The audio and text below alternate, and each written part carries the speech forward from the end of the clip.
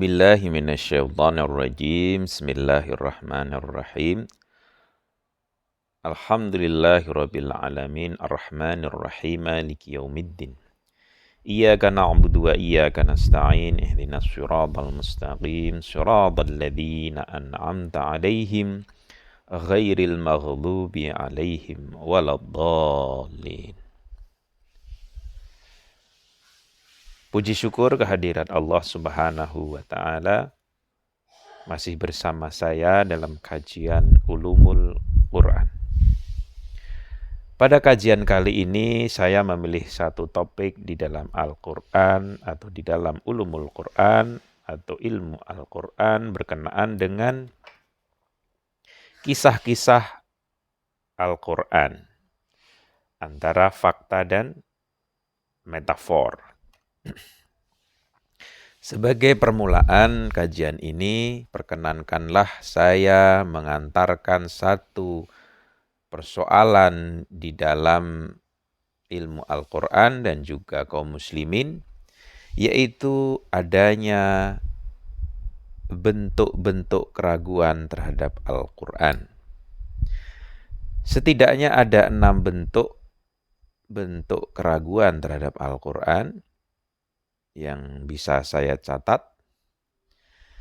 Kita ketahui bahwa Al-Quran adalah satu kitab yang tidak ada keraguan padanya. Dzalikal kitabu la raiba fih. Di dalam surat Al-Baqarah, surat yang kedua, ayat kedua. Dan juga di dalam surat Al-Fussilat, surat ke-41, ayat 41 hingga 42. Dan sesungguhnya Al-Quran itu adalah kitab yang mulia, yang tidak datang kepadanya kebatilan, baik dari depan maupun dari belakangnya, yang diturunkan dari Tuhan yang maha bijaksana lagi maha terpuji. Sebagai seorang yang beriman, tentu kita mengimani Al-Quran. Tetapi dalam mengimani Al-Quran, tentunya kita juga kadang merasa meragukan Al-Quran. Walaupun Al-Quran menegaskan tidak ada keraguan padanya, tetapi sebagai mukhatab, bahkan seorang mufassir pun, ataupun seorang sarjana muslim, ataupun orang awam, di mana dia adalah seorang muslim, tentunya pernah entah sedikit atau besar mengalami keraguan terhadap Al-Quran. Nah, orang-orang yang ragu di dalam Al-Quran juga terkadang kala terpengaruh oleh satu isu-isu tertentu, satu subhat tertentu, di mana mereka masuk dalam kegelapan yang bertumpuk-tumpuk sebagaimana yang disindir di dalam Al-Quran, surat An-Nur, surat ke-24 ayat 40. Wa mallam yaj'alillahu lahu nuran fama lahu min nur.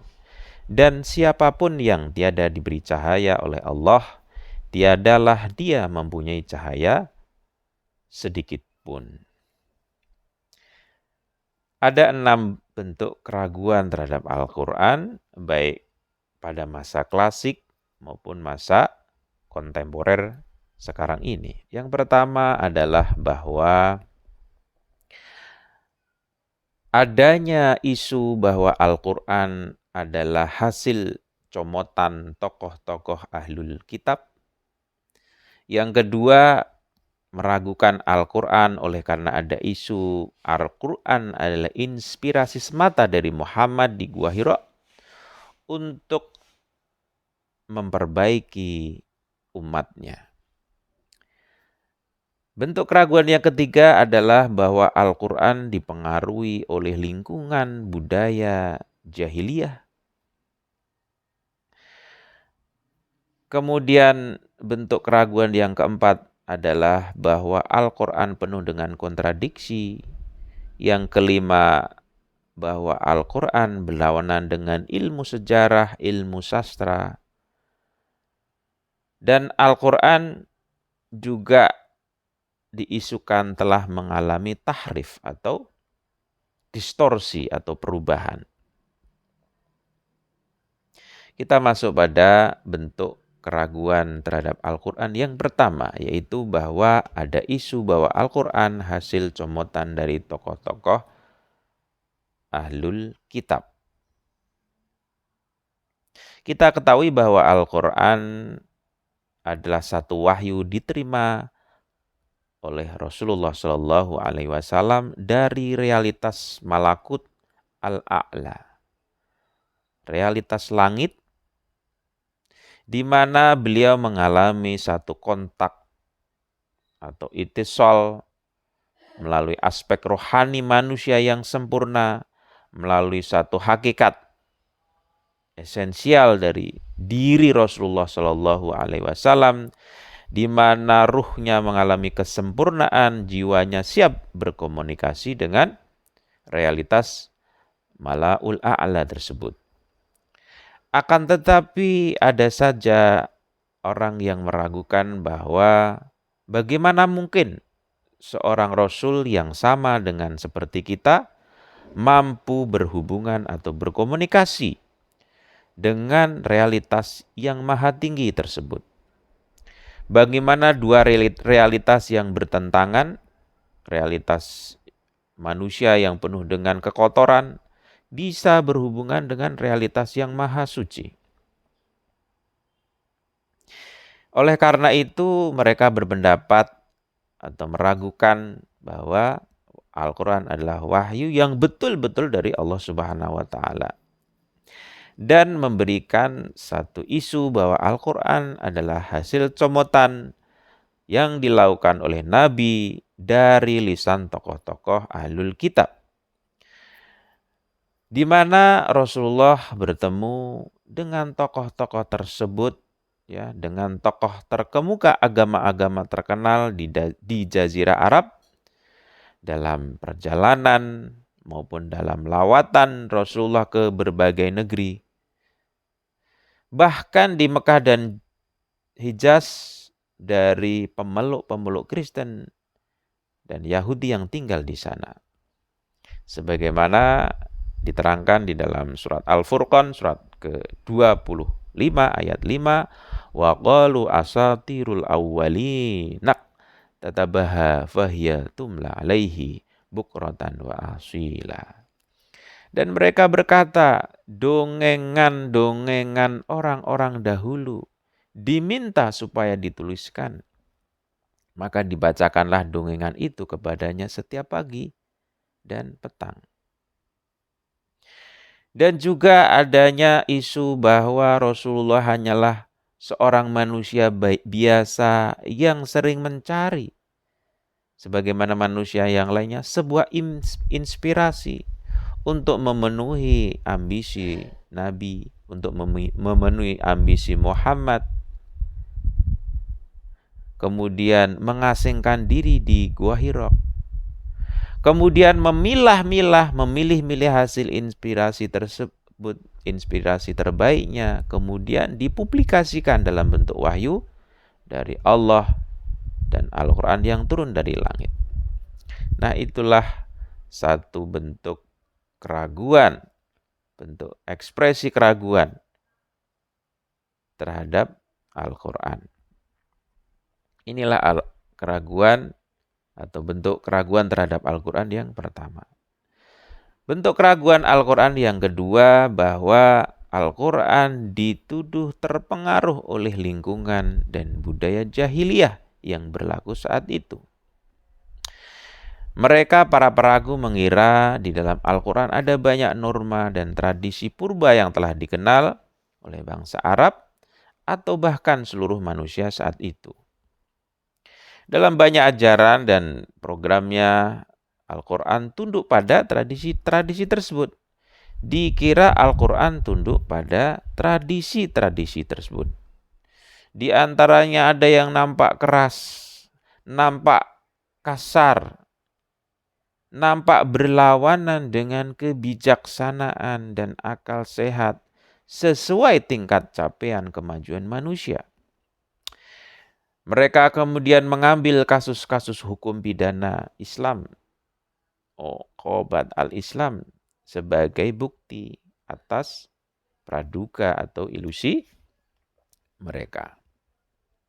Sekali lagi bentuk keraguan terhadap Al-Quran yang kedua adalah bahwa Al-Quran dituduh terpengaruh oleh lingkungan dan budaya jahiliyah pada masa itu, sehingga Al-Quran tunduk pada tradisi tersebut. Itulah kesimpulan dari bentuk Al-Quran yang kedua.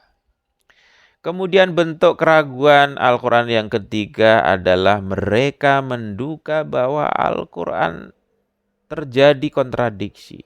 Banyak sekali kontradiksi, banyak terjadi kekacauan. Maka mereka berdalih sekiranya Al-Quran berasal dari Allah, tentu kontradiksi itu tidak akan ada. Begitulah mereka mengajukan satu pertimbangan, satu persoalan pada umat Islam khususnya dan umat di luar Islam, sehingga mereka terpengaruh bahwa Al-Quran terjadi kontradiksi. Bentuk keraguan yang keempat adalah bahwa Al-Quran itu berlawanan dengan ilmu sejarah. Bahwa Al-Quran berlawanan dengan ilmu sastra pada masa itu.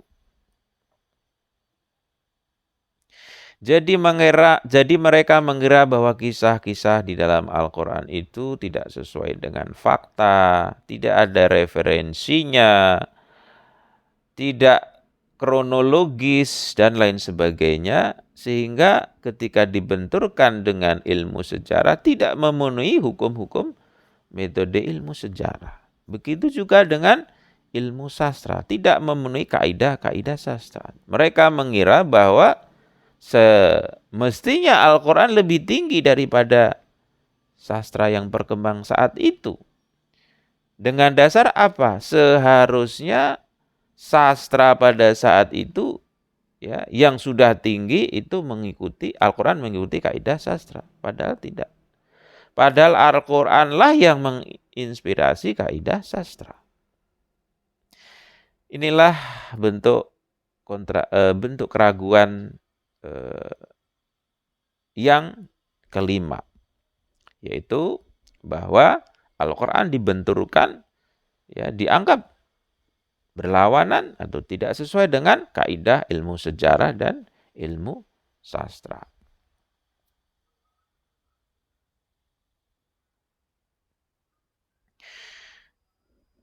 Kemudian bentuk keraguan yang keenam adalah bahwa Al-Quran mengalami satu distorsi, satu perubahan teks mulia Al-Quran, sehingga legalitas dan kepercayaan terhadap Al-Quran lenyap atau diragukan sesuai dengan dugaan-dugaan mereka. Nah, bentuk adanya bahwa Al-Quran mengalami distorsi, mengalami perubahan itu dilakukan di internal Islam, juga di luar dunia Islam. Di luar dunia Islam dengan sangat semangat para kaum orientalis ingin membuktikan bahwa Al-Quran itu sebagaimana ditulis kitab-kitab yang lainnya yang tidak ada bedanya dengan kitab-kitab sebelumnya. Artinya penuh dengan perubahan, tidak sebagaimana klaim bahwa Quran yang sekarang adalah betul-betul dari Allah Subhanahu wa taala, diterima oleh Rasulullah. Demikian tadi sudah saya sampaikan 6 bentuk keraguan terhadap Al-Quran. Kita lanjut pada kajian ulumul Quran yang selanjutnya. Insya Allah semoga bermanfaat. Sekian. Wassalamualaikum warahmatullahi wabarakatuh.